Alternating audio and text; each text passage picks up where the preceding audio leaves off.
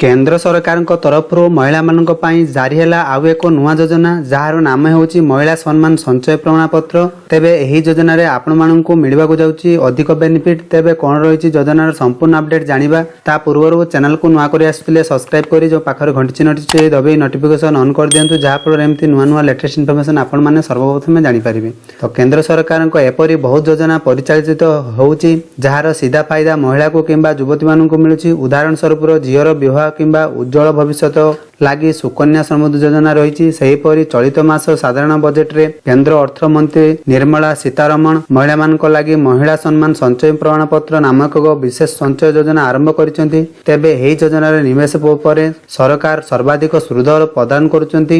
एही क्रम रे आउ एक योजना रही आसंतु जानिबा। तेबे महिला माने सम्मान संचय प्रमाणपत्र रे निवेश अवधि 2 वर्ष अटे। निवेशर न्यूनतम 1000 टंका सर्वनिम्न सीमा आपणकर 2 लाख पर्यंत रही। एही निवेश क्षेत्र रे सरकार 7.5% सुध देउचंती।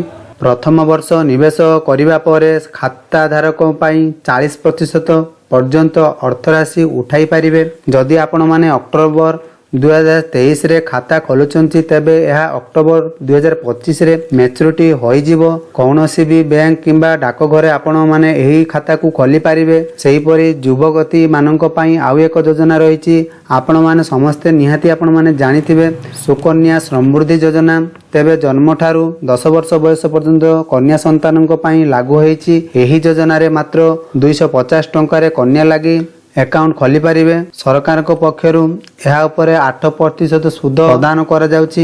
एही योजना रे वार्षिक सर्वाधिक 1.5 लाख टंका निवेश करि पारिबे। आउ एही योजना रे आपण माने झियंकर 18 वर्ष हेले 50% टंका उच्च शिक्षा लागि मध्ये आपण माने उठाई पारिबे। किंबा आपणकर 21 वर्ष पर विवाह लागि पूरा राशि मध्ये उठाई पारिबे। आउ एही दुई योजना रे निवेश करबा को चाहुथिले आपण माने जे कोनोसी डाकघर किंबा आपणकर निकटस्थ बैंक सहित जोगाजोग करी परामर्श करी आपण माने अधिक इनफॉरमेशन जानि पारिबे। तो ये थिला आजिरो अपडेट। आशा करछि ए वीडियो माध्यम आपण संपूर्ण सूचनाटी जानि पारिले। तो अधिक जदि आपण माने जानिबाको चाहुचंती आम चैनल सह जोड़ी हेकि रहंतु जहा फल रे आपण मानको एपरि नुआ नुआ लेटेस्ट इनफॉरमेशन आपण मानको जणैबी। जदि आपण मानकर कोनोसी डाउट रहिते जाउथाय त कमेंट बॉक्स रे कमेंट लिखि निहाती जणांतु। तो सेतिकी पर्यंत रहउछि। Bye bye, take care.